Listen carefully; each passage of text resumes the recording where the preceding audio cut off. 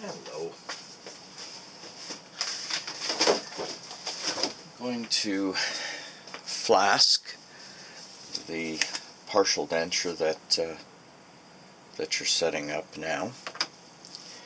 So we've got the setup and the wax up from the last video. I've also cut or put dimples into the teeth above and below each of the wire clasps, and then sprinkled that with orthoacrylic to cover it on each of the clasps, and that is matrixing the clasp to the model. So that's gluing the tooth to the model so that the gluing the wire to the model so that when we boil everything off, the wire will stay in place. And even if for some reason the wire falls off, the two dimples in the acrylic will let us put it back in exactly the same place. So this is the same as what you did previously. I've already Vaselined the model here for separation. It's a I've just put a fairly thin layer. You want to Vaseline all of the exposed stone. Do not leave any stone that's not separated. The entire model, the bottom, the teeth, the occlusals, everywhere that you can see stone, separate it with Vaseline. Your wax up has to be completely sealed everywhere. You can't have any gaps between the wax and the model. And once we've got all that, your wax up is sealed, your wax up is to the contour that you want, your teeth are cleaned, your clasps are matrixed in place, and you're separated. We're ready to go ahead and do the flasking. So I've got an upper flask here. Use an upper flask. Don't use your lower. Way easier. I've Vaselined for separation the bottom of the upper flask with the knockout plate and the top half of the upper flask. The lid I don't Vaseline because I don't want the lid to come off easily. If the lid is Vaselined, it can just fall off while you're trying to work with the flask, and it's just a pain in the butt. Vaseline, I just keep a couple of old toothbrushes in my Vaseline, and I use the toothbrushes to put the Vaseline on. The only reason I'm wearing gloves right now is that I hate Vaseline. I hate getting it on my hands. So that is ready to go ahead and start our flasking. To do the flasking, I've got half plaster, half stone. I find it makes it easier for you to do the flasking. It thickens and sets fairly quickly, so you're not standing around for a long time waiting for it to be thick enough to work with, and then it goes off and hardens really fast. It's thick enough, you can make it so that it's thick enough right away, and the working time is short enough to make it so that you can put it where you want it and make it stay and not have to wait an hour for this. The flasking is usually ready in about 20 minutes, a half an hour at the most. When I'm doing a flasking, so you guys have this spatula in your toolkit, a couple other spatulas that I like to use. I use a fairly fine straight bladed spatula, and I also use a bayonet. This is actually an artist's putty or palette knife. I find this is really useful when I'm doing flaskings, especially if I'm doing a lower. This lets me get into the lingual of the lower very easily. And I always mix, when I'm flasking, I always mix my stone in a vacuum spatulator. I don't hand mix it in a rubber bowl. You don't have this chance at school, but in the lab, I always use the vacuum spatulator because it gives a more even mix, and it also reduces the number of bubbles air bubbles and voids that are in the plaster, which means you're likely to have less air bubbles in the stone when you do the flasking. So your flasking will be smoother and denser. Okay, so I'm going to go ahead and mix this, mix up this stone now. Let's see if we can get it all in here.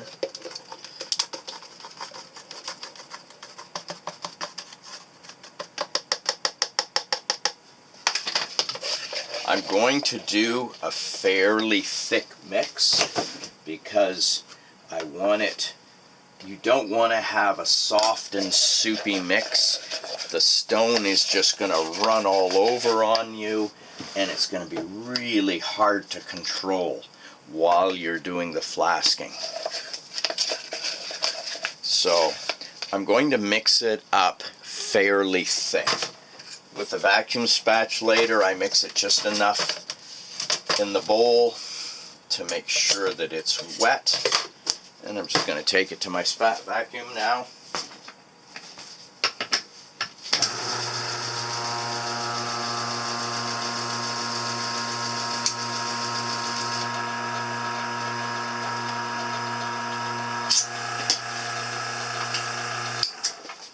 Okay, I didn't leave that mixing very long because I don't want to leave you guys just standing here looking at nothing.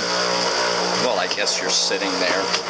I'm just putting the bowl on my vibrator now to bring all the stone down to the bottom of the bowl, just so it's more accessible to me.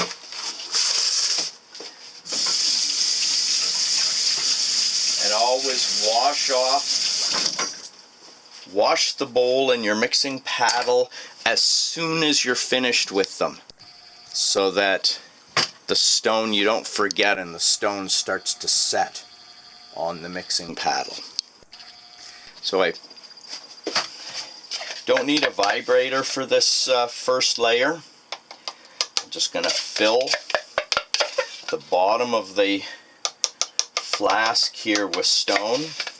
Now the difference between doing a full and partial denture flasking is, in this first stage of flasking, we have to remove all of the undercuts. And in a denture, it's pretty, in a complete denture, it's pretty easy. You just leave all the teeth sticking up. In a partial denture, all of these teeth are undercuts. So what I've got to do is I have to flask the denture. Flask the denture, but I also need to cover the model and all undercuts created by the teeth.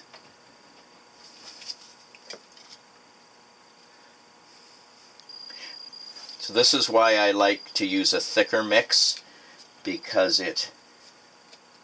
when you put it on, when you put the model in, you can control the mix much easier. It doesn't just run around on you. So what I'm doing is I'm covering all of the labial and buccal surfaces of the teeth. Whether or not you cover the occlusal, some people like to, some people don't. It's, I guess, a bit of a habit and personal choice of what you like to do. The objective is to have as perfectly smooth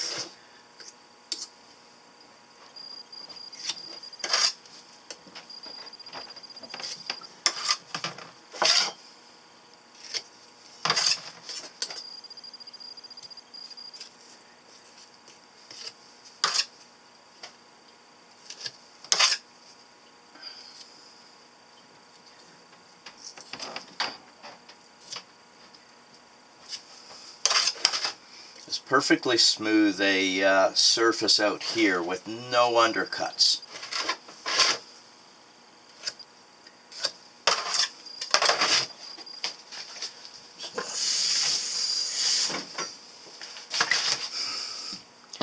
Yeah, I'd usually take this over to the sink at this point, but that would be hard for you guys to see. So just getting a little bowl of water.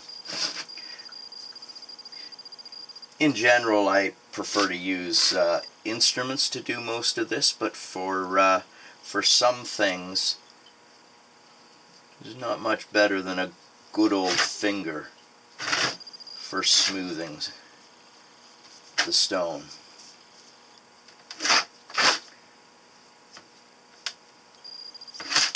Remember that your brass has to be completely clean.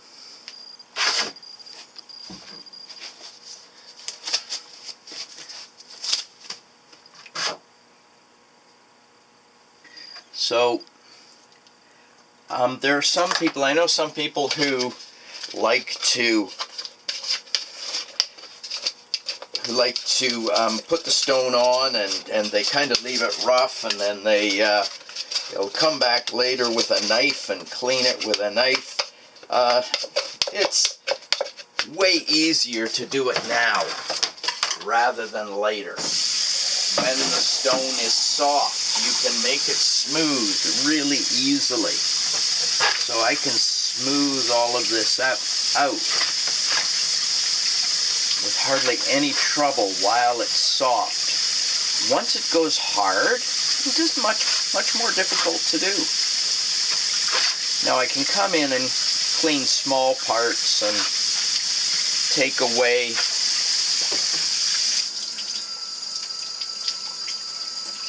any little excess or sharp bits, or just little chunks that are left. I can do that after, but to work on it now while it's fairly soft, just a lot faster, easier, more efficient.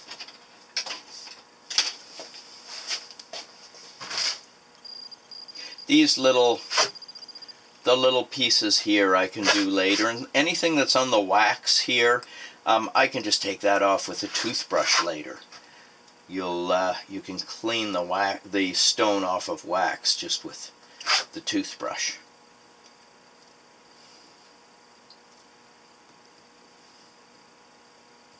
Just making it so that my stone basically ends at the distal cusp of the teeth.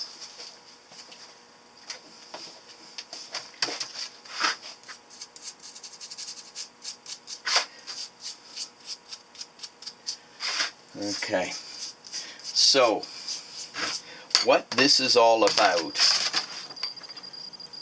is that when we put, I'm not on the screen, sorry, when we put the top on here and fill the top with stone, if we've left any undercuts in this stone anywhere, the two of them are going to lock together and you won't get them apart. If you do get them apart, you'll just break the models or break the flasking, and then you have all kinds of problems. So your objective is to do this with no undercuts anywhere. You want to remove every single undercut, and yeah, that's what you're trying to do. So you should end up, all of your shapes should look like this, where the stone is coming out smoothly and there's no undercuts, nowhere that it's going to catch, that the two halves of the flask can lock together. Okay? And that's what you're looking for. So I can now, once this has got to set up a little bit more, but once this has dried a little bit more, I'll be able to come in with the toothbrush and just clean away any little bits of stone that got onto the teeth and the wax there, and then I'm ready to do the second half. I don't know if I'll bother with a demo of the second half, because all you're doing is the same as you did in your complete dentures, you're putting the top on, separating, putting the top on, and just filling it with stone. That's it. You fill it with stone, and you put the lid on. That's the second half. The important work is all here. This is what you're trying to do. Making sure you have no undercuts is the complete objective.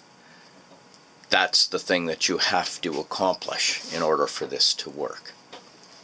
So what I want you guys to do for this assignment, we're not going to have time for you to process it. So your assignment is to, once you've done your class, done your setup, done your wax up, you're going to flask this like this. Then you're going to flask the top. You're going to warm up your flasks to soften the wax. And then you're going to take it apart and boil out the wax. Then you stop. Your basic test of whether you do this right is if you can get these apart without breaking anything. If you can get it apart without breaking anything, you've done it correctly. And that's good. You could go ahead and process it. And it would be just like doing a denture. You mix your acrylic, you put your acrylic in, your teeth will be in the top of the flask. It'll be just the same as processing a denture. And then you trim and polish it the same as we've done previously. This is the challenge you have in this entire project. So that's what you're going to accomplish. Again, you want to have forms that give you no undercuts anywhere in this first stage. Okay, well, there you go. Let's see you guys do a great job of that.